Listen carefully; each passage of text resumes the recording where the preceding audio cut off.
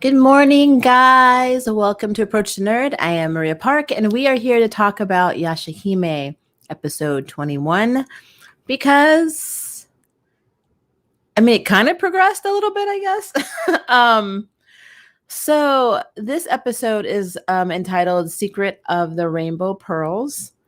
And we did learn a little bit more about the Rainbow Pearl's origin, and that we were always under the assumption from the beginning of this series that the Rainbow Pearls themselves were created by mysterious, beautiful lady Zero, but we thought it was only the silver and the gold Rainbow Pearls because of her tears. Which is correct that they were, but unfortunately we were a little bit off because all 7 of the Rainbow Pearls were created by Lady Zero's tears. So at the beginning of the episode, we see Kirimaru, who is being updated by Katan and Kyuki on Toga. And what they say is that Toga is, mortally wounded, and this is a perfect time for Kirimaru to go and take him out, therefore establishing his dominance over the West. So he'd be the leader of the East and the West, taking over all of the land. Well, Kirimaru's like angry about this. He's like, no, he said, we don't battle that way. That's not honorable. And then he gets like, he blows him away, and he's like, he orders Riku to go get the best medicinal herbs to go give to Toga. But unfortunately, he gets there too late because he's already dead. Like the whole situation, we know what happens in the story of Inuyasha. But I thought it was interesting that Kirimaru put his honor above domination. He's just such an anomaly to me. Kirimaru really is strange to me. And he also apparently likes to stare up at the sky and stars. He has a preference for the sky for some reason. So, but anyway, so Lady Zero, when Kyuki and Kantan first come to Kirimaru and say they want him to take over, just take Toga out and take over the West. She basically, when he refuses, says that he's kind of like, she makes it seem like he's a liability. Like, we'd probably be ruling everything if it wasn't for Kirimaru. This is what I'm saying. There's something weird about this situation. It just keeps getting weirder to me. All right. So this episode after this kind of reminds me of a date. And I guess it's so confusing because nowhere in the past 20 episodes did I ever feel like there was some kind of an attraction between Riku and Towa. A fascination, but not an attraction. And so, there's a new moon, so she has no powers. She's human. Setsuna has to go off on a mission, and she is basically staying with Kaide. And Kaide kind of gives her the breakdown on knowing her mother, Rin, and that had Rin just one night after she gave birth to the twins just disappeared. And she just assumes she's dead. She doesn't know if she was taken or she left of her own free will, but Rin just was gone, which we know Rin's in the tree. So more than likely, Sesshomaru came and took her, put her in the damn tree. That's what it was. That's what it was. But after they have to talk about Rin, Towa goes to sleep and she has a dream about her mother and the dream butterfly and the tree. And you see the dream butterfly going in, sprinkling, whatever they took from Setsuna in the dream and putting it into Rin. Now, some of the theories are this is keeping Rin alive. Others are it's allowing her to see how her daughters are living, basically because she's asleep. She gets to see her daughters through the memories of Setsuna. So I don't know. It could be either or. They have not fleshed that out, which is interesting because we're on episode 21, but I digress. But anyway, so long story short, Towa wakes up and then sees the dream butterfly flying by, which is interesting because it's going in and it looks like it's taking more stuff to Rin, but I'm wondering how it got it because Setsuna's off somewhere, So I don't know if maybe the dream butterfly doesn't even have to be around Setsuna to take her stuff. I don't know. It's very confusing. But, Towa being Towa, even though she's human right now, which means she can't fight off demons, she goes chasing this butterfly. And then she sees these winter fireflies, which turns out to be Riku. And Riku is there, and he is so transparent, which is very interesting because he's been so secretive this entire season. But for some reason, episode 21, he's just like spilling his guts. I don't know what it is, but in the flashback, we do see that Zero was in the room with Riku when she was making the rainbow butterflies, and she was like grieving over Towa. So she's in love with Toga. So she was in love with Inuyasha's father. And so that's when all the rainbow pearls formed. But So the overwhelming theme of Riku in this episode is that Riku is a puppet. And you can see in that flashback scene with Zero, like when she's talking and he's like, what are those pretty things coming out of your eyes? And it's tears. And then she's like, use your brain. And he's just doing his head like this, like he doesn't have one. It's almost like if this is the Wizard of Oz, then he would basically be like, a combination of the Tin Man and Scarecrow. And it's just so strange because I guess we've always thought that he was either Kirimaru's like son or part of Kirimaru. And I think it is true that he is part of Kirimaru, but he's like, maybe he was a body that Kirimaru was going to inhabit if something happened to his. I mean, he's a retainer, but he's definitely a puppet. He doesn't seem to understand human emotion. And I just find that very interesting, especially since he's so manipulative and he's so, he's very conniving, but yet he essentially is just a puppet. So I just found that really weird. So the whole conversation with Riku, he just comes out and says, oh, well, my master discarded me. I'm just a discarded puppet, and my madam, she gave up all these crystals, all these pearls, and I want to give them all back to her, including Setsuna's, Towa's, and Miroha's, And Towa even says, oh, you mean even our rainbow pearls? I don't know why I hadn't registered with this girl yet. That means he would have to take them. But, they have this long conversation. It's almost like a date. It was almost like a date. And like at some point during their date, they get attacked. So basically what happens is Totetsu, who is looking for Towa because he knows it's the new moon, he knows that she's human now, he uses the power of the orange rainbow pearl to locate her. And what's funny to me is I love how he narrates his movements sometimes. So like, they're having Riku and Towa are having this moment. Here comes Totetsu. He just like jumps down with a sword and says, Totetsu turns up out of the blue. And I'm like, really? But he literally starts facing up against Riku, and Riku starts protecting Towa. Even though right before that happens, he was like, I'm just going to gently pull this pearl out of your eye because I need it for my collection to give back to my madam. So he's fighting Totetsu, and he gets those Misaba, I think they're bees, or like their version of poison bees. And he sticks them in Totetsu's mouth. And of course, it starts to poison Totetsu, but he ends up spitting him back at Towa and Riku. And Riku protects Towa and gets poisoned in the back. So then it's basically Towa helping Riku, try and get away from Totetsu. And she even asked him, I think this is really, really weird. Like, she's like, why are you saving me? And he's like, I really don't know. And he's like, if I loved you, then I should have killed you already. So I guess I don't have enough love yet. And I was like, when did they become a thing? So now we're going to have people going to start shipping after today on the internet now. What are they going to call them? Like, is it going to be like Tiku? Or is it going to be, I don't know, Riwa? Is that going to be their ship name now? Because I mean, we just formed ships today because that it's a very odd episode. And then he said that love is like far beyond the understanding of a doll like him. And then Towa's like, well, I don't understand romantic love either. But if it's like liking somebody, then I understand that. So long story short, he goes to Totetsu finds him again. So he basically tells Towa to run.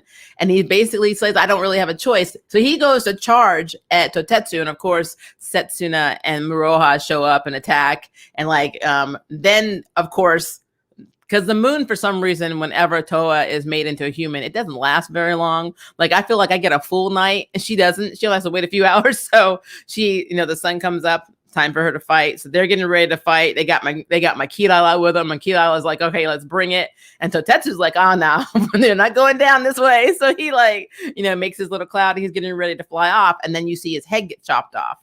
And then Riku picks up his orange rainbow pearl and says, normally I only kill what I love, but this time I'll make an exception. And then there's like a funny scene where Riku goes and hugs Towa, and he's like, I'm so glad you're all right. And he was like, I was so scared that I couldn't help myself. And then Setsuna draws her sword on him, and she's like, you smell like Kirimaru. Another clue that he's a puppet of Kirimaru, our little clone. And then he's like, that's pretty distasteful, so he goes to leave. And then this is what boggles my mind.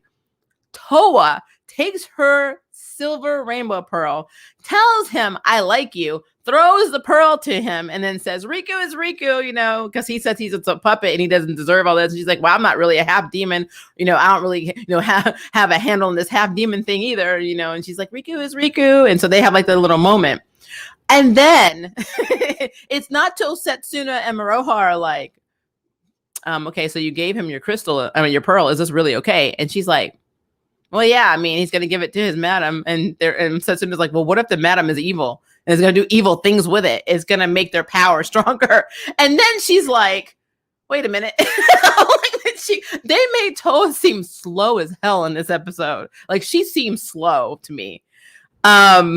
I don't know, guys. It was really, really weird. I did get a kick out of Miroha. Anything Miroha is in this scene or any of these scenes makes my day. But I loved that Miroha was automatically like, oh, why'd you give your pearl away? But it's cool because Riku helped me get this head that's going to make me take to Jubei so I can not worry about food for a month at least. And then when Totetsu goes to attack her, she just punches him. It's like, sit your butt down. I just think it's hilarious. I love Miroha.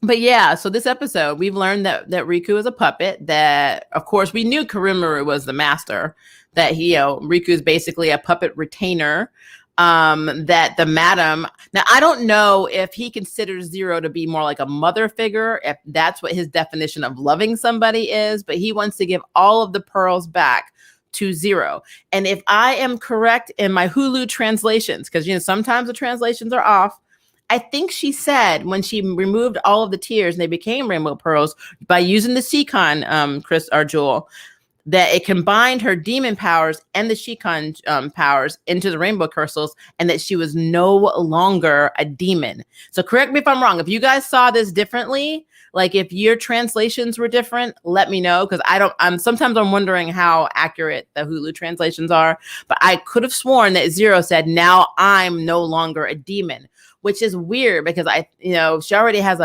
we know why she doesn't like half demons. It's because she was in love with Toga and, everything with Inuyasha's mother and half demons. She was jealous and heartbroken. So we understand that part. But is that what that actual translation was? Did she say, by me doing this, I'm no longer a demon? Essentially, doesn't that mean she's human? I'm just curious on that.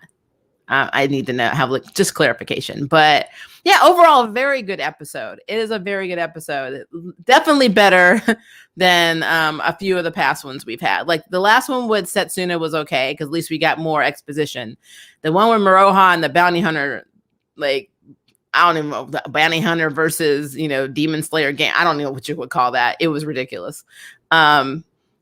I'm hoping that next week is better. It looks like they're going to rip off the Setsuna seal. And so that's going to be a mess. But I don't know how that's going to contribute to the plot. We do get to see Miroku again, but I don't know. Now, am I crazy to think that Riku would be basically what Miroku would be in OG series if he was a demon? Like just his tendencies, how he talks. If he had the ability to outwardly ask people to bear his children, I think if Riku understood that concept, I think he would use that line. I really feel like we're seeing Miroku as a demon or retainer or whatever, a puppet. I think it was funny. Ichiro says she was in love with Great Dog, then tried to get with Sesshomaru, but she finds out that she was in love with a human. Yeah, it would be really a mess if she tried to be with Daddy and he was with a human, and then she tried to get with the son and then he got with a human. That would probably make me have issues too. But since they were talking about Toga, I pretty much believe that she became human. If what she said is true, if the translations were true, she gave up her demon powers, her demon side, and she gave, and then of course the Shikon kind of hybrided with her powers to infuse all these rainbow, pearls with different abilities. That's what I got out of that. Again, that could be a translation error, but that is what I got out of that. That she said in that line that I am no longer a demon, but I don't know what that means. So I love this episode. Finally, some answers. Yes, is it Piolo, Beatrix? If I'm not saying your name wrong, or Paula. I butcher names. I'm so sorry, but that's pretty. Yeah, I am happy that we're moving forward now. I just wonder what inspired Riku to start spilling his guts like that. You know, he didn't say everything, but I mean, he did basically say he was after the rainbow pearls. He wants to give him the zero. He doesn't like his master. He's distancing himself from the master. And apparently one other thing he said, which was really interesting, is he said, me and Karimaru, we want the same thing. So what is the same thing? What does Karimaru overall want? Because he's very honor bound. He won't fight unless it's a fair fight. I think that's why him and Sesshomaru are so evenly matched. But what is the overall goal of Karimaru? Because right now he just reads a lot. He eats grapes. He stares at the sky. He had one confrontation with the girls to figure out if they were destined to kill him. He locks swords with, Sesshomaru, and then he does nothing else. I don't know what he wants. I am still racking my brain. I'm pretty good at theories, but I don't know what he wants. So yeah, I don't know. It's interesting. It is very interesting. But yeah, so it does beg the question though. So what is Sesshomaru? Because I feel like Sesshomaru, whatever Karimaru's goal is, he's using Sesshomaru to accomplish it, and using Sesshomaru's family as leverage. Now, episode 21. I kind of feel like at this point we should have some kind of insight into what the actual game plan is. I really hope that it's, the last episode we'll get here, and then that's when we reveal everything. I think that'll probably annoy me a little bit, because we've had so many filler episodes on a series that, as far as I know, I could be wrong, does not have a manga accompaniment or one that it's based off of. I feel like they're writing this as they go. And I know that they do have Rumi's permission. I think she's in on it a little bit. But at the end of the day, there are a lot of filler episodes in a series that should just always be exposition. So love the series, but the pacing just is really weird to me. But in this episode, it does show Riku really does not seem to be the baddie that I thought he was. I felt like he was going to contribute more to the overall kill the girls or try to take their stuff type plot. But now it's just I feel like he's just doing everything to give Zero back these rainbow pearls. Because he even says, I don't know, this could end up in some kind of apocalyptic, calamity for the whole land or whatever, but I'm just doing this just to give him back to Madam. So he doesn't care about the consequences. He just has this singular goal. And if he truly is a puppet with Karimaru, then maybe... This is my theory. I don't know if this is right, guys. If Zero is not Karimaru's sister, because I don't know, she could be. She could be a sister. If not, though, then maybe this is the person that Karimaru wants, and she wanted his opposition, and that's why his clone or puppet also has an affinity for her too.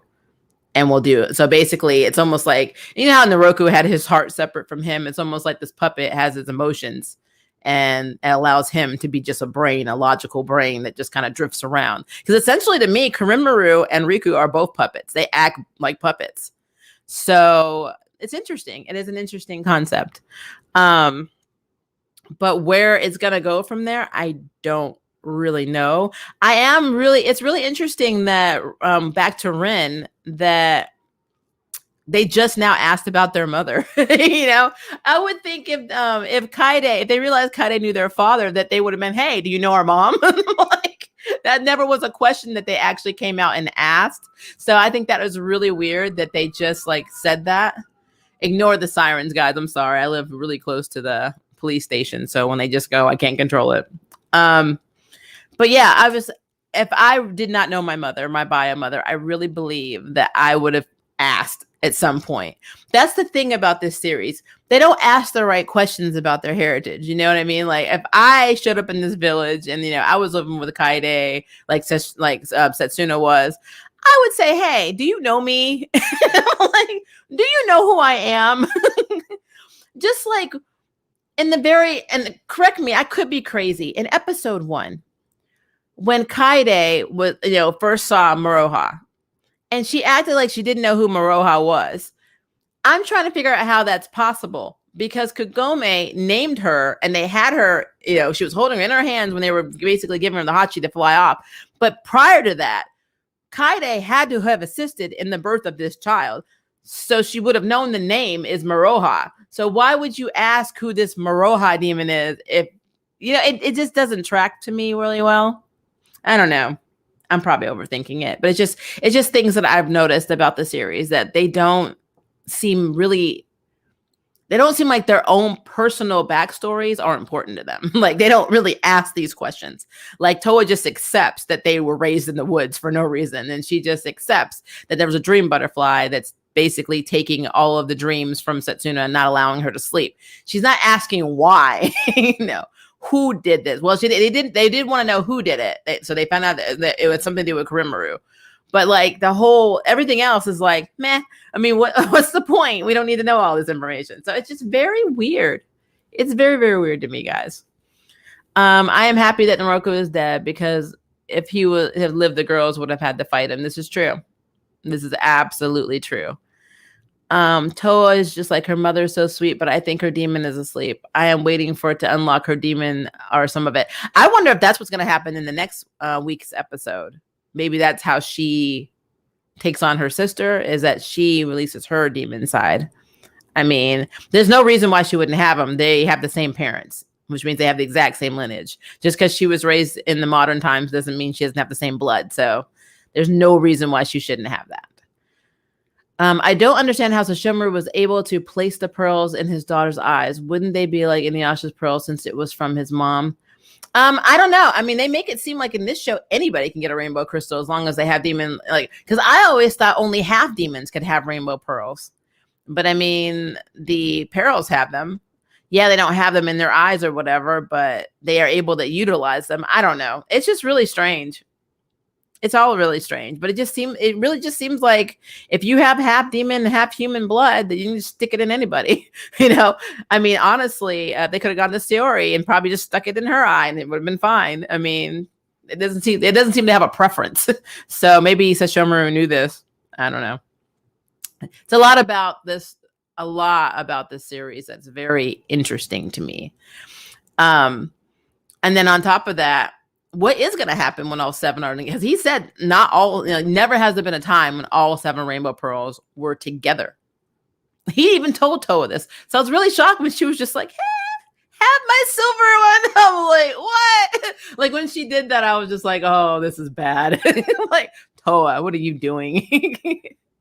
You were right last week. Things that should not be mysterious are. Yeah, I don't get it. I don't get why we have to have this mystery. I mean, we could have learned this information in the first, couple of episodes.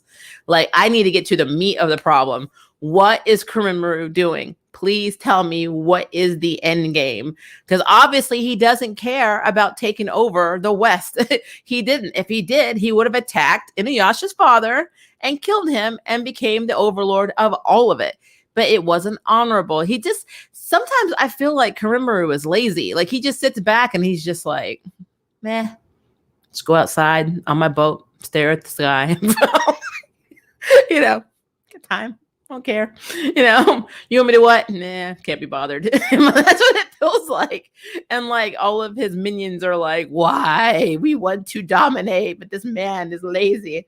So I want to know why Riku was needed in the first place, if he was just something that they could cast aside. I also want to know what he did, because Totetsu says me and Kurimaru and Lady Zero will never give you for your actions. And I don't think he was just talking about the fact that he was fighting him right then. So what did Riku do? How did the rainbow pearls get separated from Zero in the first place? I mean, it's just a lot. And then am I crazy? How did she have the Shikon jewel? Because if this was, I realized this was prior. So like, I think the way they're making it seem like this is definitely when Toga was right before he died. So I guess, but I wonder why Zero specifically had the Shikon jewel. I have a lot of questions now, because this just delves back into the whole OG series. Like, how did how did Zero have, and how did she lose the Shikan jewel? And how did all the rainbow pearls get separated? So now this just opened up a bunch of other questions. Because if they were all in one place and they were on Kurimaru's boat, then they should have been safe. Now, I think maybe some of the pearls got them, but there were only 4, and there were 7 total. So it's all confusing. It is all confusing. I don't know why. I mean, was she just passing it out so people could use her powers? I don't know. I don't know how the Shikan jewel. You would think they would keep that jewel because every demon wanted that jewel. So then why or how did it get away from Zero? Lots of questions. Was maybe that was Riku's fault? Maybe he's the one that took them all and passed them out. I mean, I don't know. Yeah, like you said, maybe Riku, he did it. See, these are all questions that we need answers to. And we have I think is there 26 episodes in this series? So we have 5 episodes left. So if we have 5 episodes, they have a lot to resolve in 5 episodes, like literally an entire season's worth of information in 5 episodes. So that's going to be interesting. I'm really hoping that we also, side note, because I mean, I'm just curious. I'm really hoping that we figure out what happened to, Sango and Miroku's other twin daughter, because it's still bothering me, that there's no reference of her at all. So I really would love to know, because we know the grave that she's praying, that Sango was praying at that shrine, was either her father or her daughter. So I really would love to know what that's about. I just think we need to have a recap of the entire night. We know that Inuyasha and Kagome are trapped in the pearl. We understand that. But what happened with Miroku and Sango? Because they were fighting too. Was one of their daughters killed in the process? And is that why they're having so many issues? Is that why Miroku's separated from his family? What is it? Because Hisue, is kind of like, like completely, well, he's getting better, but remember, he has lots of issues with his dad not being around. So I'm just very curious. I'm very, very curious as to what happened in that family. And I'm really hoping we get some exposition on that. And I would like to have an entire episode that shows what exactly happened with Rin. Did Jokin or Shishomaru come back and grab her? Why did they do this? Did they make a deal with the tree? We've seen the tree once, maybe twice in this entire season. So I want to know, did the tree say, hey, bring this girl to me, I'll keep her safe until you go handle your business? I mean, what happened? I really want to know. Do you have an opinion on the argument that Sunrise placed Kagura's symbolism throughout the series but bait people to watch? I've heard a lot of people say that. I mean, let's be real though. Even if you have her symbolism in this series, considering how the plot's been moving forward, like, does it really matter? I mean, essentially, there are so many characters that are in this series that could be a version of Kagura, like Lady Zero. I don't really see that as being an issue. I think the biggest issue for me is that the trailer made it seem like they were revealing a lot of stuff that we didn't get. Because like we're so in the clouds right now on what's actually happening that it's ridiculous. We can form theories all day, but until we see the next episode and get a tiny little piece, it's like they throw some breadcrumbs out. So you get a lot of filler, but there's a little bit of bread. Because let's be clear. This episode should have been entitled Riku and Towa's Date. That's what it should have been. It should have been absolutely about the budding romance between Towa and Riku that we didn't know we needed and didn't know was there.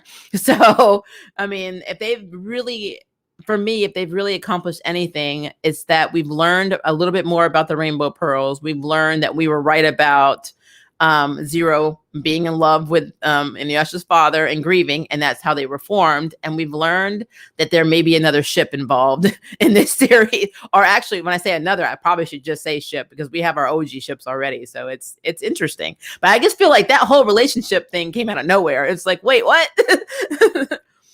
Let's see. Remember, Jewel was made by a female priestess, but how did Kikyo get hold of it if Zero had it? Exactly. I don't understand how. Like, I don't even think there's ever a time when they even were interacting. Like we don't know Kikyo's whole backstory and everybody, because she's apparently sealed a lot of demons. But how did she even know that they had it? It's just really weird. It's just very, very weird. Moroku and Sango's other daughter was in the preview. Was she? Okay, I see the Hulu preview. So my preview is probably not as extensive as the one that you guys get in Japan. I have to go to YouTube and watch that one because they're always longer. So I don't ever see those. So I will check that out. It bothers me. No one talks about Inuyasha and Kagome. No cutting to where they are. Nothing. I know. I mean, we know where they are. It just seems like now that they're trapped inside of the pearl, it's just like, meh, we don't care anymore. I mean, this is weird to not have them in the series more. But again, let's be clear. None of the OG people are really in it a lot. Even Kaide has like a few lines here and there spread out between many episodes. So it's basically a girls' trip. They're just walking around the forest, looking for demons, and having sometimes unnecessary adventures. It wasn't to see Inuyasha and Kagome come out of the Black Pearl. Oh, you want to see them come out. That might happen unless they're trying to aim for a season 2. Because what might end up happening is they may battle Kurimaru and it may end in like a cliffhanger. And then we got to wait to season 2 to see if we can get them out.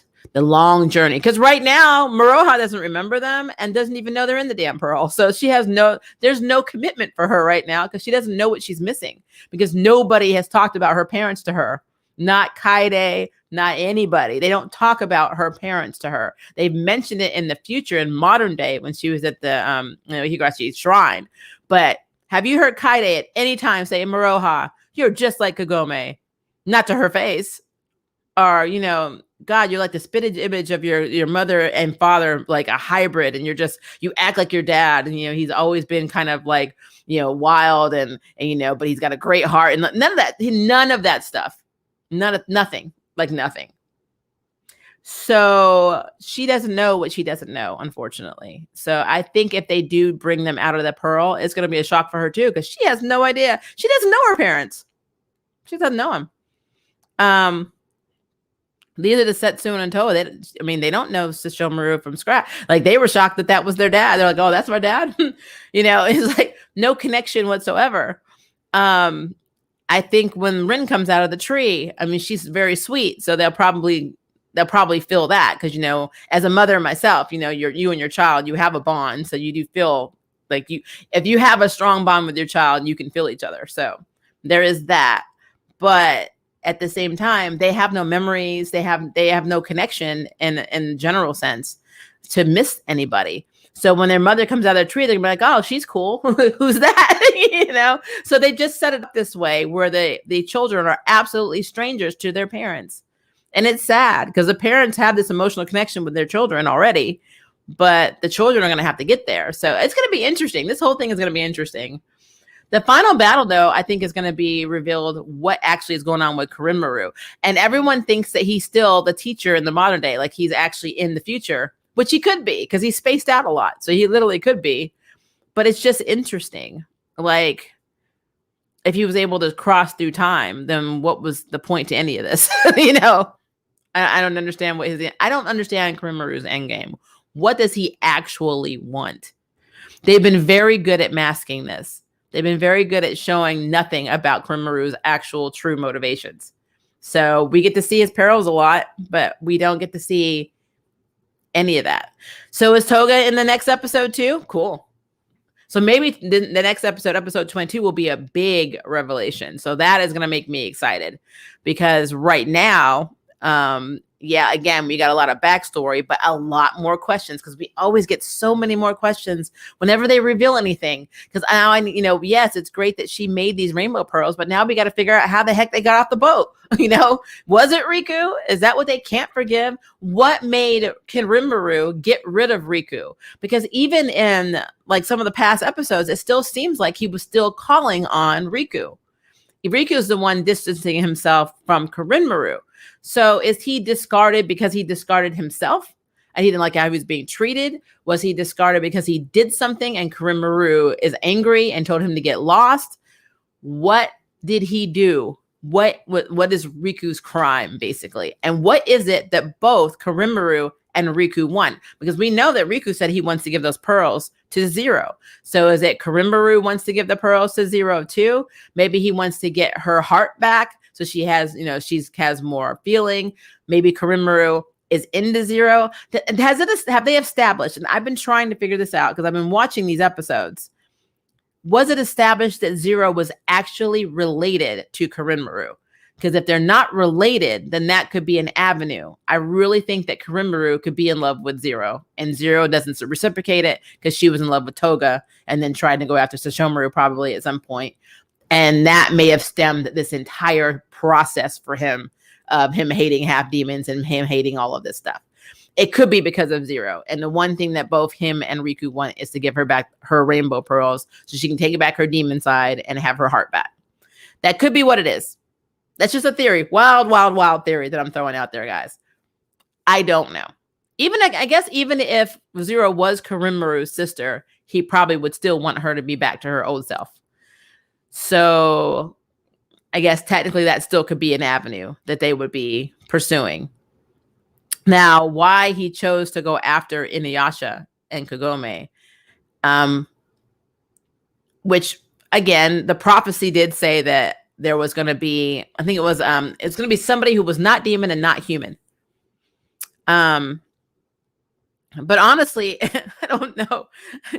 I don't know what Riku is. If Riku's a puppet, is he not human and not demon? I mean, that's a question, right? Doesn't that mean that Riku, being a puppet, has no demon side and has no human side? He even said he's an imitation of some, like, if this is life, a living being, he's an imitation of a living being.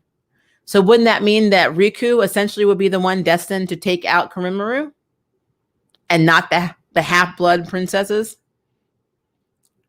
And then, heck, Maroha is a quarter demon, so that didn't even make any sense.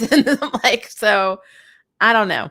It's strange, guys. I literally sit here and debate this. I do a lot of reviews on a lot of different shows and movies, but this one, every week, I spend so much time rattling my brain. It's just like, could it be this avenue? Could we be going this way? But I mean, there's just so many questions. There's so many questions. I feel like they're doing a great job because if you can throw me off, and I do these reviews pretty much for a living, then you're doing something correctly. I just wish there wasn't so many filler episodes because I felt like they could have conveyed so much more information had they not had random episodes like the Maroha one with those freaking demons. I'm just not going to let that go. That princess putting dust on my kimono, and so now I have to set you up. I'm like, what?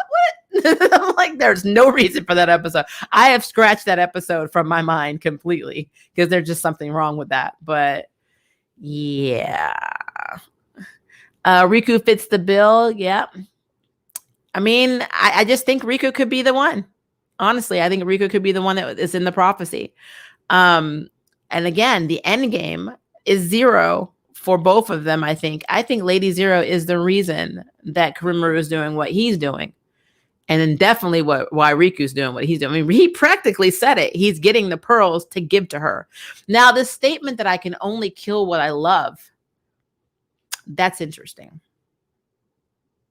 Because he says he doesn't have enough love yet for Towa. So there's some love there. That is really interesting. I'm just, that ship came out of nowhere, guys. I was like, wait, what? But does that also mean that he loves Kurimaru? If he's a clone or puppet of him, isn't that really like loving yourself? So aren't you really killing yourself? That's such a weird concept. It's just really weird. It's really, really weird. I'm confused. Well, I knew all the pearls were hers, but they said the pearls were her demon powers, hence she wasn't a demon. But when she encountered Seshi after the twins were when she had powers. Yeah, I know. I don't understand that either. I don't, because she said that the Shikan Jewel and her demon powers are now combined into these rainbow pearls. Now, to be fair, it didn't say all her powers were there. But she did say she was no longer a demon. So then where do the powers come from? Like, does she have like Shinto powers? Is she a priestess? I mean, I don't get it. I don't get it. I don't understand that at all. Sometimes I wonder if that was a plot hole they forgot about. Or maybe we're missing something. More than likely we are, which isn't hard because we're getting little bits at a time and per episode. But that is a really, Miss Allen P, you have stomped me on that too, because I don't understand how she has abilities if she is no longer a demon. But she didn't say she was human. Well, I don't know what the heck she is. I'm like, I don't know what Zero is. I don't. And if now, did Karimaru say he hated humans? Because that would be motivation to give her stuff back too. Because he doesn't want to kill her, so he has to get her a demon pearl, get her rainbow pearls back to make her to undo what she did. It's so crazy. It's crazy because all of this leads into the OG series and gives us more questions. How did Kikyo get the Shikan jewel to begin with for Inuyasha to try and take? Which really wasn't what was happening. But like, I don't understand how everything got off that boat. That essentially is the problem. Number one, why is there a boat? Why is his kingdom on a boat? That's a thing. Number two, how did all of these people, well, how did Zero get the Shikan jewel to begin with? So that's number two. Number three, how did she know she could use it in that way? And number four, what happened when she did it? Is she human? So we have all the rainbow pearls. We have the Shikan jewel, her powers, the Shikan mixed with the powers to make these rainbow pearls. Like, what did it do to her physically? And then how did they get off the boat? Did Riku take him? Is that what he did? See, the list of questions per episode when you get knowledge goes on and on and on and on and on. In the preview, they called Zero another name, and she was with Moroku. She placed a seal on his hand because he was in a web or something. Now, did she place a seal on his hand, or did she take the seal from him? That's interesting. They said that Zero was the one who scattered her pearls, so no one can get them due to the powers. Okay, so she did it herself. So then how did the 4 pearls get theirs? She didn't give them to them? I mean, they still work for Karimaru. She knew where they were, so it wouldn't be hard to say, hey, give me my pearls back. How did they get them? See, these are questions that I have. She took off the seal. Okay, that's what I thought. She took the seal off, and that's what pretty much is causing Setsuna to go crazy, and then Towa to try and fight her. Which is, I mean, I am really looking forward to that episode. It looks very cool because seeing Setsuna in last week's episode losing her crap, that, I mean, bloodlust on her is crazy. It's crazier than Benayasha. Like, she is like endgame crazily strong. So I do love that. I want to see what happens with Towa though, because they almost make it seem like Towa is more like Rin. Like, she has more of Rin's human, attributes. But at the beginning of this series, Towa was more endgame than Setsuna. She was always the one that finished everybody off. She was the one that got her power-ups first. She was the one that, was infinitely strong, when they were in battle. So it's interesting now that Towa is being more humanized and Setsuna is being more demonized. So it's very, very odd. It's odd. But think about this. You got a girl who doesn't need to sleep, who in full demon form will never stop coming at you. That's very infinitely, scary.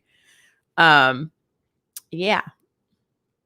And how she even knew it was Moroku who placed the seal. Yeah, that's a question too. How did she know about that? I'm always amazed when they know things. Like when Totetsu was like, oh, it's a new moon. That half demon princess, is going to lose her powers. I know he fought them before, so he probably just memorized that. But it's just interesting when all of them, even when we're talking about Sayori, and she was losing her powers. And of course, these random demons, Lady Gaga was like, oh yeah, her powers are going away, blah, blah, blah. And I'm like, what is happening? I'm like, do they have meetings about this stuff? Do they have a calendar where like, oh, this month is Sayori, this month is Towa? It's so funny to me. Let's see. I have a feeling Riku is Kurimaru and Zero's son. That would be cool. But he acts like he is a doll, like him doing his head like this and not knowing anything about emotions. Like, unless Zero took this ability from him and he's not able to, relate to human emotions or emotions in general, because demons have feelings too, then it doesn't make sense. And he refers to himself as a puppet. So I think he really is a retainer in the sense that if something happens to Karimbaru, he has another body he can enter, kind of like what Naruku used to do in the OG series. I don't know why, but it just seems to be something they do. Okay. Maybe Zero was human, but made a wish in the Shikan to become a demon to get Toga, but it didn't work out. Could be. But at this point, Toga's dead, so she wouldn't get anything about. Maybe she decided to become human and attract the sun. I don't know. I don't know why you would go from daddy to son like that. That's creepy. Also, not sure if anyone mentioned it, but did anyone realize even more how naive Towa is? Yes, I did say that. Giving up her pearls, like, hello. Did you not hear him say he's basically on Krimmer's side? Yeah, that's what I said at the beginning. They made her very slow in this episode. Like, she not only gave up the pearl, no, she had the conversation. He even said, I don't know what's going to happen to this land. It could be like the apocalypse. Everybody could die, big cataclysmic event. But I'm going to take all these pearls anyway, regardless of that, and give them to my madam. And Towa's like, cool. And she's, and then the only thing she said was, does that mean you're going to come after me, Setsuna, and Maroha's pearls? And he's like, yep. And then, he went to walk towards her to take it. And that's when Totetsu came down, narrating his own attack, which is hilarious.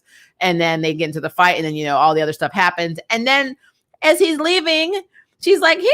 And I'm like, even Setsuna was like, what is wrong with you? I'm like, why are you like this? I'm like, yeah. And her running this, I changed my mind. Nope, too late. Too little too late. But I think actually she was meant to give that pearl to him because he's going to have a change of heart about all of this evil doing because of his newfound love for Towa. It's very strange. And whoever taught him you have to kill what you love is really weird. When she lost her demon by Moroku, she even said, I don't like this feeling, and told Moroku to seal it. This is true. Because she just wants to do nothing but kill. It makes perfect sense. Didn't the demon slayers give the Shikan jewel to Kikyo after they fought with Lady Centipede? They couldn't purify it, so they gave it to the priestess. Yeah. And then it begs the question, how did Lady Centipede get it? I mean, Zero is like very powerful. Karimbaru is very powerful. I don't see how that centipede demon could have overtaken either of them to get the Shikan jewel. And I don't see them willingly giving up the Shikan jewel to begin with. It's very weird. It's very, very weird. That happened before. What did, Michelle? I want an answer. I feel like I need to make a spreadsheet or like an outline of all the questions that I now have. Like, just go down the list. Because every episode I have a ton. Like, every episode. I just keep getting more and more questions about this series. Again, I love everything in Inuyasha. So this is no hate toward Yashahime. It's just that I have to point out, because I am that reviewer. I will point out or nitpick things because that's what you do with reviews. I don't want to be one of those reviewers. It's like, oh, yay, the rainbow just flies out their bum and everything is great. I love every moment of everything of all the time. Then what would be the point of you watching this? There's no point because you already know what I'm going to say. I love it. So I have to point out when things cause me to have questions and things don't add up. And unfortunately, things in Yashahime have been doing that a lot for me this season. But maybe I'm missing something. Maybe in the next episode, I'll get more. Maybe there'll be another piece of the puzzle that will connect to one of the other pieces of the puzzle. Maybe even a piece I forgot about. And it will all make sense by the season finale. Maybe. If not, I'm just going to cry. That's what's going to happen. Let's see. Zero may have had it before, but gave it to one of the perils, and the M Centipede had it. So you're saying the M Centipede took it from one of the perils? Because they make it seem like the perils are a higher level of demon, so like harder to defeat. Because that Centipede demon was pretty low on the demon in front. It seems like every episode we get more questions than answers. Very true. So what's the reason for Riku wanting to give back the pearls to Zero? Because Zero doesn't even seem to like Riku like that. I mean, he has this like loyalty to her because she took care of him when apparently Kirimaru decided to toss him aside. But it doesn't make sense because it's so like when Totetsu says, "Oh, me, Lady Zero, and Kirimaru are not going to forgive you," or like when Kirimaru keeps calling on Riku to do things. It seems like he's putting his trust in Riku over his own perils because they even look like, if you look at the beginning of the episode, both Kyuki and Kantan looked really annoyed when Riku was called upon over them.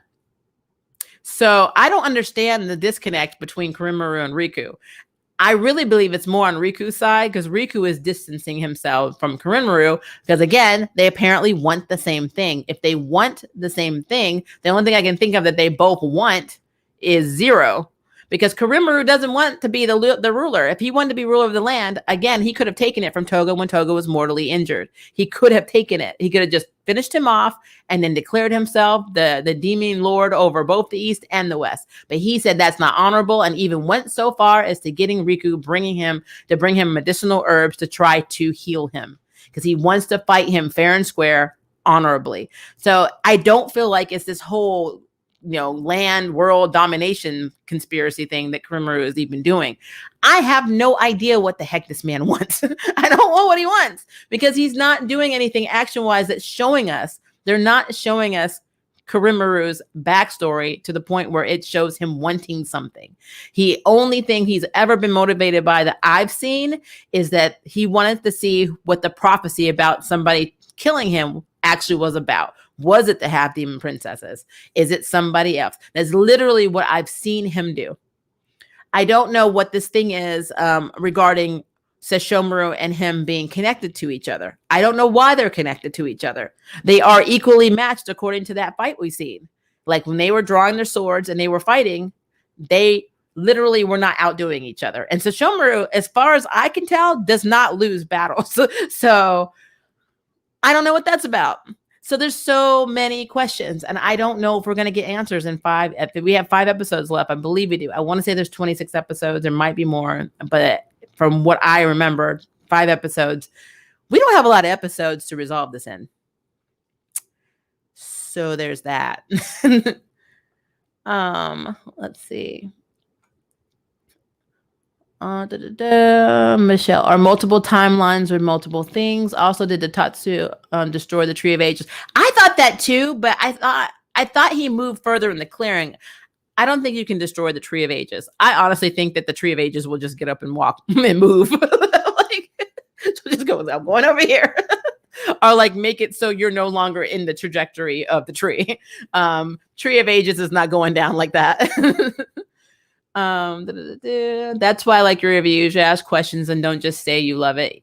I appreciate that. Some people don't like that about me. Like they're like, you're so negative, but I'm not. I want to point out things. I mean, this is my rule. If I love something, then you will see a review, even if I nitpick the heck out of it.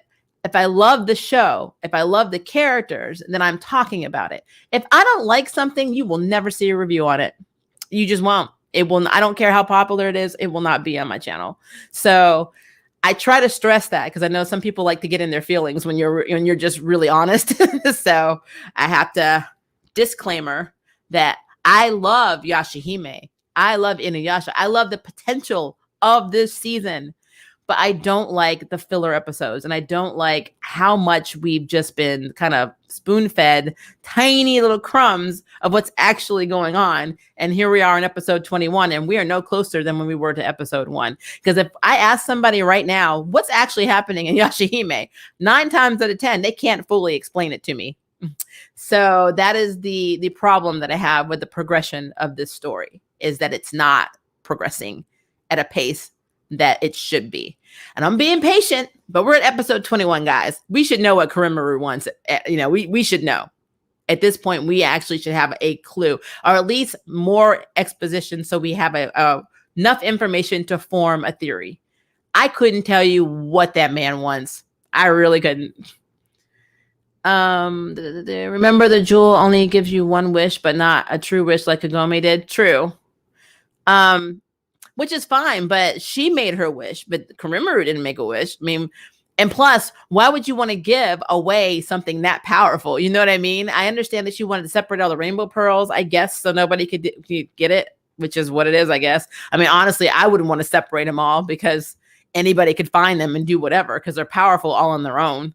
But why would you not protect the Shikon Jewel with everything you have, knowing that somebody could make a wish to uncreate everything you did, uncreate you, uncreate everything? I mean, that just seems weird to me that the Shikon Jewel just got away from her.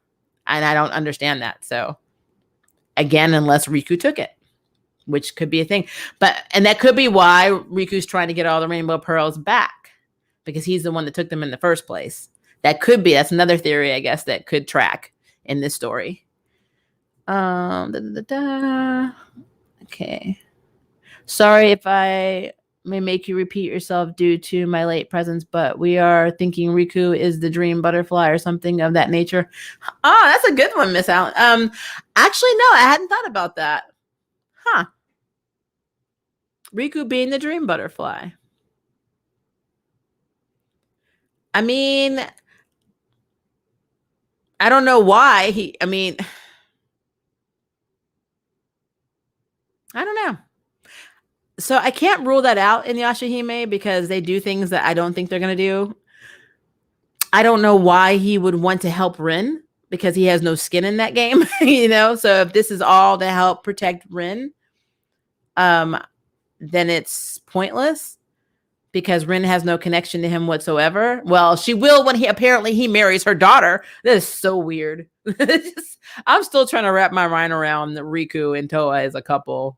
Riwa. I'm calling them Riwa. Riwa or Tiku. Toku. No, that's too close to Toku Sentai. This couple is strange. But I don't know. Like, what would be his motivation? Like, okay, Miss Allen, if you think he's the dream butterfly, why do you think he would be the good dream butterfly? I guess that's probably where I need to start. Give me, because I love theories. So please give me some info to support that theory. Because I can't think of why he would in general want to help Rin. Because essentially he'd be helping Sesshomaru. And I don't think he'd be down with that. He doesn't even seem to want to help Korinmaru anymore. So I don't know why he would do that. So yeah, I'm not sure. But yeah, don't ever apologize for me repeating myself. I know I start these live streams specifically are in the morning, so it's pretty early. And in some regions, I know it's later. It may even be very late at night. So I never know what time zone we're on when I'm in these live streams. So, but for me, like right now, it is 10:57 a.m. So yeah, that could be kind of challenging. So I don't mind just repeating what I'm saying. I don't, as long as you guys don't mind hearing it, I don't mind repeating it. But yeah, just this overall to repeat all the questions that I'm always getting in my mind when I watch these things. What is Korinmaru? What does he want?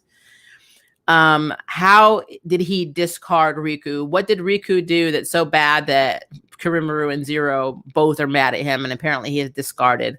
Why is Riku really getting those rainbow pearls for his madam? Is he doing it because he wants her to have her emotions back? Is he doing it to try and get back in her good graces because he's the one that took the Shikon Jewel and the rainbow pearls?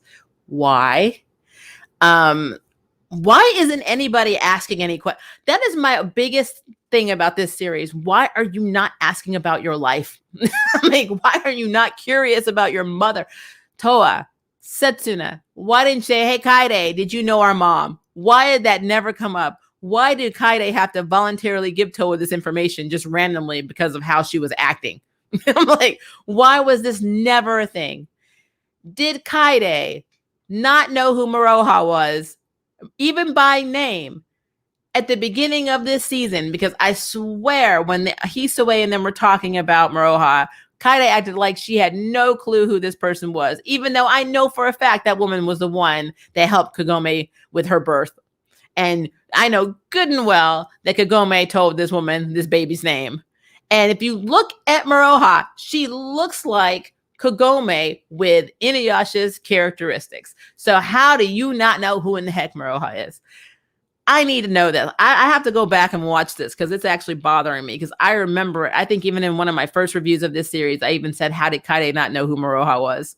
And now that she's having this recollection about Rin, it just really hammers in the point that made no sense to me. So yeah, I just had to throw that out there. That I also want to know, again, like, I know you said that Moroku and Sango's other daughter is in the are you sure? Because, they were identical twins. I just want to make sure we're talking about the right daughter. So if we actually have both of the twins in there, then that's great. Now I'm more curious to see who Sango is praying for. Is that her father's grave? It could be a shrine for her dad. She was out there praying to somebody's grave, and we know it's not Inuyasha and Kagome because they're trapped in a pearl. So yeah, really would like some backstory on that. What is the plan for Rin? Rin is in the tree. She didn't die in childbirth, so there's that. We know that she survived childbirth. So is it just so they're keeping her asleep by keeping Setsuna awake? Are they allowing her to share Setsuna's memory so she gets to basically live vicariously through her daughter? Are they doing it to keep her out of Kurimaru's scope so they don't know where she is? I'm confused. I want to know. I just need to know this information. Let me go back. Riku helped Kagome and Inuyasha, and he had no skin in that game either. True, but honestly, I kind of feel like he was starting something. He was instigating something. So I don't feel like him being the dream butterfly, I can't rule that out, but I'm just saying that's more of him helping Sesshomaru with his wife. But with Kagome, he wanted that catastrophe to be stopped. So he purposely instigated that because he knew it could get Kagome to get Inuyasha and Sesshomaru to work together to overcome this catastrophe. All the other stuff that happened after that was Kurimaru, but that was Riku's endgame, was trying to get them to work together to stop that catastrophe, those meteors from hitting.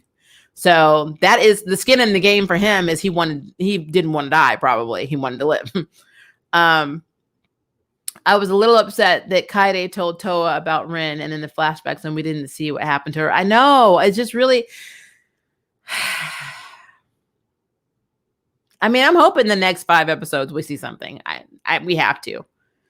I'm going with every time they mentioned the dream butterfly, Riku would appear. The very first time she was going to search for it, she ended up running into him in the tree.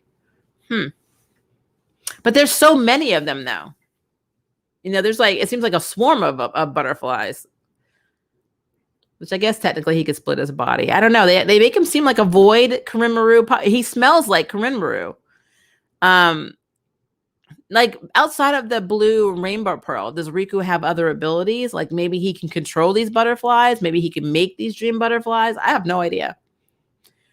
We don't know enough about the puppet that is Riku. We just know that he apparently is an imitation of a living being. That's literally what he called himself. So that just opens up another avenue of questions. Now recently she saw the butterfly and there goes Riku was behind her. Also, I kind of feel like Riku is a stalker. I think Towa is going to get angry at her father because Rin is going to tell them what really happened. Probably. Towa is very emotional. Why are Setsuna's powers butterfly powers? Setsuna's powers are butterfly powers? Are they? In what way? I know, doesn't she have scourge of sparrows or something like that? I didn't think she had butterfly attacks. Towa had me dying. I can't believe she gave her pearl to... Yeah, I laughed so hard at that scene. I laughed at that, but the scene that made me laugh the most was when Totetsu came down and he literally had his sword in his hand and he was narrating his own attack. He literally came down swinging. He was like, Totetsu turns up out of the blue. And I'm like, he's narrating that. I'm like, who does that? And then when, actually when Moroho got really excited about bringing his head back to Jubei and then he went to attack her and she just punched him. She's like, sit down. That was hilarious. That whole interaction was hilarious to me. Sorry. When she puts Soda's daughter to sleep, she uses a sleep spell that mimic butterfly powers. I I'm gonna have to look at that, because remember, I know the demon slayers have potions and concoctions that can make you go to sleep and make like a lot of different things. So I just figured that was something that she learned from, Kohaku. So I'm not really sure. I'm gonna have to look at that more. But I mean, I'm not opposed to her having butterfly powers. That would be cool. It'd be cool if she could channel the dream butterfly for its benefits instead of it just always taking stuff from her. That would be cool. The way I see it, though, it's almost like she is the umbilical cord to the rest of the living world for Rin. So not only is she keeping Rin asleep by being forcibly, having her dreams taken and not being able to sleep, but she's also able to let her mother see the world through her eyes. So I have a feeling if Towa had been in the feudal era instead of gone to the modern world, she probably would have had a dream butterfly directed to her mother as well. And then maybe between the two of them balanced out, maybe they both could sleep, they could take turns sleeping or something like that. One would stay awake and the other, they could never sleep at the same time or something like that. I think that would be interesting. Setsuna had butterfly wings when Zero undid the seal. You're right. She did, though. I think that has more to do with what the butterfly is doing to her. Because we really don't know what effects are. I mean, how does your body survive with no sleep? I understand that maybe the butterfly is sustaining her, but it's just interesting. How does your body survive with never sleeping? Not sleeping for what, 14 years? Well, no, I don't think it's 14 years. Because when we saw her backstory when she was in the half demon village for children, she didn't have a dream butterfly so that we saw. So then at what point did she get this dream butterfly? That's another question we need answered. I honestly can't say she didn't have it then because I don't remember ever seeing her sleep. But that's interesting. Because if she did not have it when she was in the village training, and Sesshomaru was sending her all the little notes and the weapons, then at what point did she get this dream butterfly? So that's a very interesting question. Hi, Indy 10 McCoy. How are you? I'm so upset with that child. I know a lot of people are mad about her giving that pearl away. That should have been the name of this. It's like, Towa did what? Towa gave that pearl willingly. She didn't hesitate. She literally, and like, I love the fact that he said all of this crap and she's like, oh, that's like, that doesn't sound too good. Here you go. like, what is wrong with you? That's what Setsuna was like, why are you this? What is wrong? We're supposed to be twins. Why do I have common sense and I don't even sleep and you don't? What happened? You lived during an era where you didn't have to survive, by killing demons and being in danger all the time. You had time to have common sense. You could have developed the skill. You had time. You had quiet time. You didn't have to worry about where your meals were coming from and, what am I being poisoned this week or what demon's eating what. You had time to learn critical thinking skills. Why don't you have them, Towa? Why are you like this? Oh, Lord. I don't know, guys. I don't know. I don't know.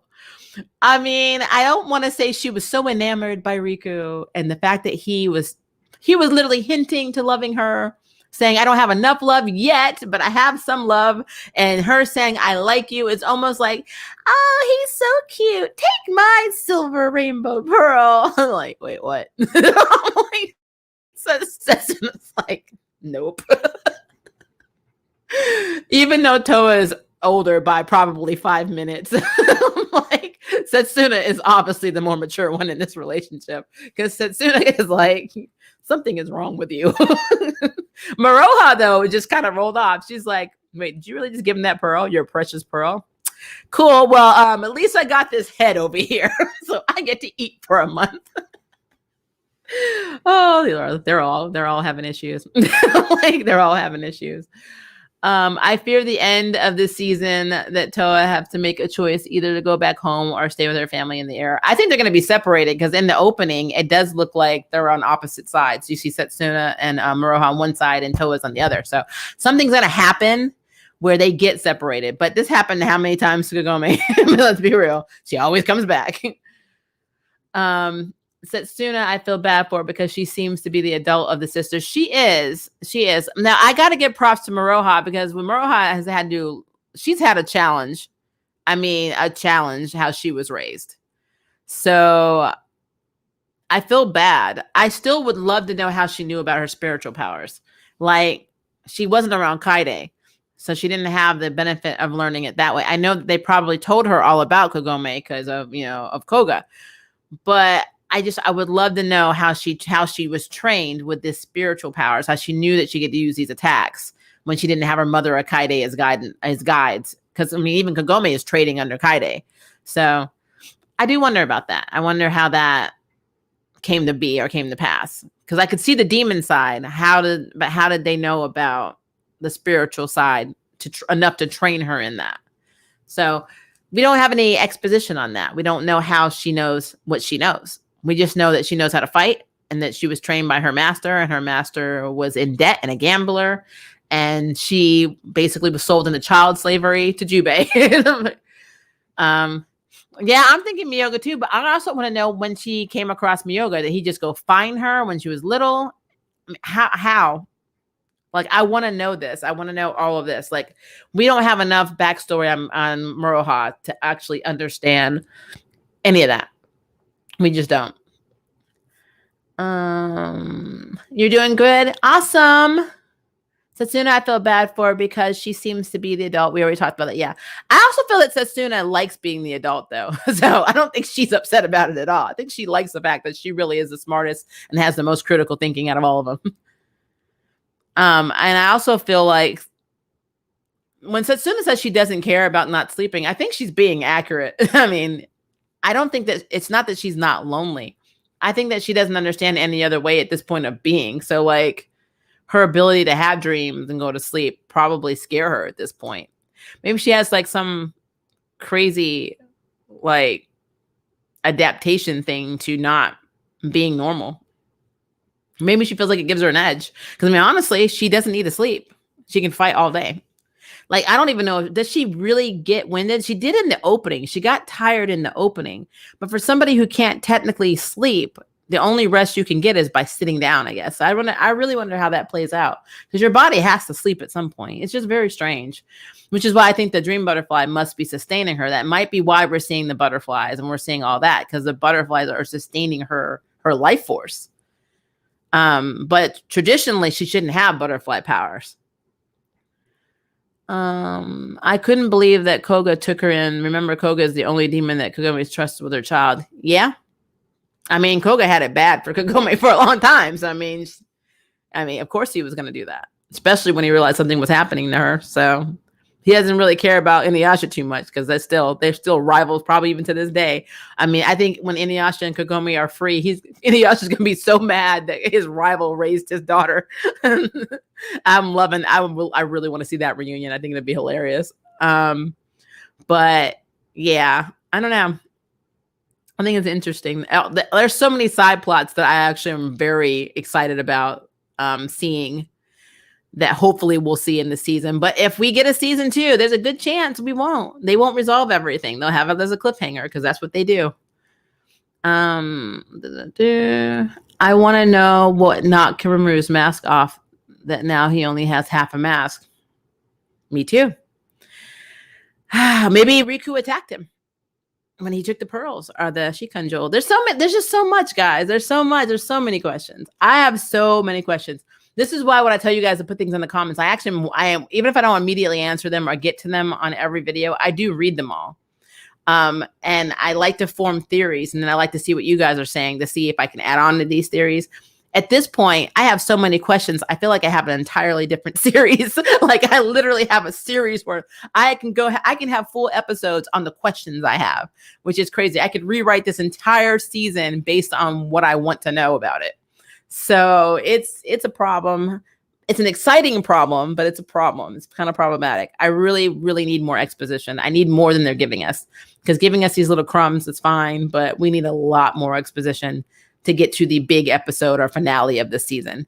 Because right now, I'm not ready for the finale. I feel like we need at least 20 more episodes to flesh this out, because it's just not fleshed out enough yet. I want to know why Inuyasha didn't use Mito to leave his father's grave. I don't know that either. Somebody said that on a nerd board too. It's interesting too. Like, I think about like Sesshomaru. If you really think about how powerful Sesshomaru is, like when they were trying to kidnap the babies and Sesshomaru, or take the babies from him, and he literally took out this demon in like with one hand and then took her pearls and put them in his children. Did we really need anybody else? Why? I mean, it's just like, why couldn't Sesshomaru just say, Jokin, you need to take everybody to the tree. Take everybody. Take Kagome, Sango, their kids. Take everybody to the damn tree. I will handle this. And that is that. That's that. Now, I did love the fact that he saved Inuyasha and Kagome by sealing them in pearl. He saved them because Karimaru was about to kill them. So I am completely okay with that, even though I don't think they're going to see it that way. They're going to be very angry for missing 14 years of their daughter's life because he did that. But he essentially saved their lives, whether they want to admit that or not. And it's not like him and his wife were with their kids. So they sacrificed too, but they're not going to see it that way. And so Shomaru doesn't say, I'm sorry. So animosity. But did they really need to have anybody else? They should have just had Sesshomaru just say, Jokin, this is your mission. Take them to the tree. Keep them in the tree until I figure this stuff out. If Inuyasha wanted to try and help, that's fine. Moroku more than likely would want to try and help, whatever. But they didn't need anything else. Sesshomaru could have been like, I will handle this shiz. You just take care of them. Hide them so nobody knows where they are. Jokin does his barrier. Nobody can sense it. They're all in there. Kagome has priestess powers. Kaides have priestess power. They could have set up a fort inside the Tree of Ages. I don't know why they didn't do that. I don't know why. I don't know. I'm just calling it out there. So there's that.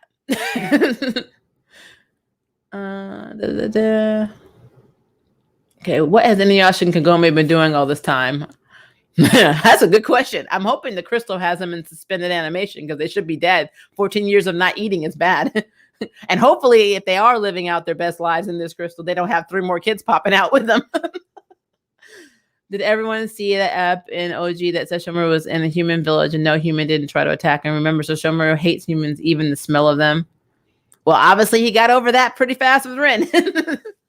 My thing is, why not destroy the sacred jewel if they had it to begin with? And why not wish to undo the fate of Kurimaru?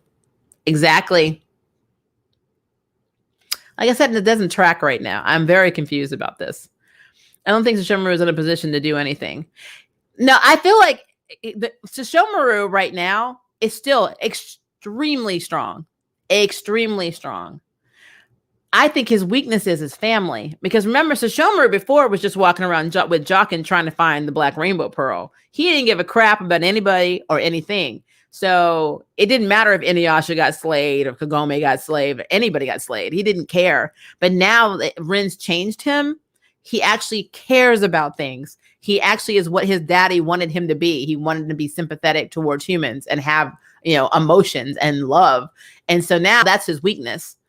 So Sesshomaru will do whatever he can to protect people instead of just accomplishing his own goals. So I feel like Sesshomaru is in a very good position to do a lot of damage, except for he has liabilities now. And that's the problem.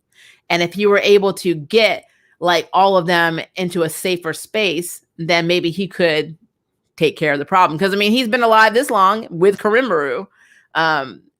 I don't think Kurimaru can kill Sesshomaru, and I don't think Sesshomaru can kill Kurimaru. I don't know why. I just don't. But I don't think Kurimaru is 100% the real problem. So, yeah, it's interesting. It is interesting. There's so many questions that I have. I just have questions. And then, like, why not just kill Sango, Moroku, and the Demon Slayers, like, right now? Honestly, Kurimaru's, like, could do it in, like, 5 seconds. They're no threat to him. So, there's so many questions. Why are so many people hesitant to do things in this series? Like what are we waiting for? I guess is what I'm asking. He's making moves behind Kurimaru's back like Kagura did to Naruto. Oh, absolutely.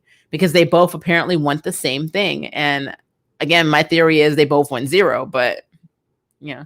I wonder if he's been trying to collect the pearls all for himself the whole time, plus the Tenseiga. I feel like he could have taken the Tenseiga at any time. I don't know why I feel that way. I feel like he could have taken it if he really wanted. Well, Inuyasha would have given him a run for the money, but I think he could have manipulated some situations where it ended up in his hands because he's very good. But that's another thing about this episode that I found really interesting, like how sneaky and conniving Riku has been through this whole season, just to be completely transparent almost in this episode without any coaxing. He was just like, oh yeah, I'm getting the pearls. Oh yeah, I'm a puppet. And oh yeah, I was like, cool. I'm like, cool.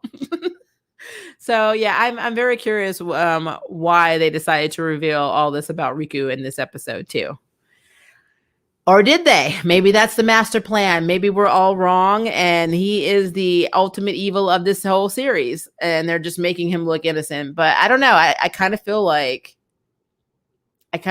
he actually is what he says he is. I think he wants the pearls to get back to 0.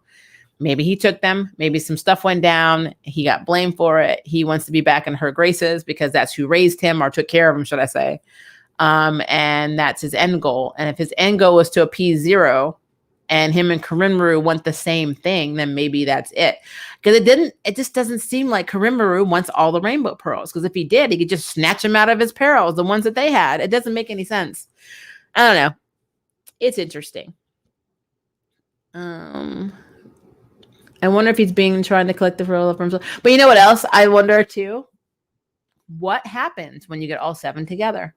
Is it this whole event where all the demons roll over the land and becomes like this big apocalyptic type, situation? What is that? And if Kurimaru is so bent on honor, then why would he do something that, pretty much low down? Why didn't he just earn his victories? All of this stuff doesn't add up. It just doesn't add up to me. So I don't know. But I really want to know your theories, guys. So we are a little bit over an hour. So I'm going to jump out of here. I need to see if Ruby's coming out because I need to do my Ruby video this morning.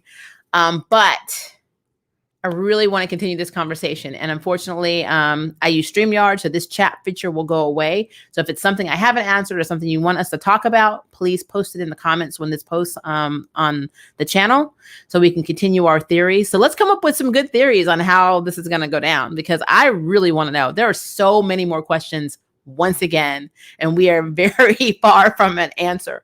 So what do you think is happening with Riku? What do you think Kurimaru's endgame actually is? Is it Kurimaru's endgame that's actually the problem?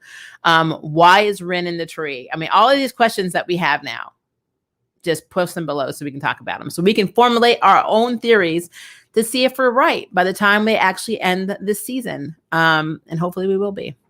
But yeah, guys, you have been amazing. Thank you for hanging out with me because I know Saturday mornings are early. If you're on the morning schedule like me, if it's like late at night, thank you for putting up with me and staying up late. You guys are awesome.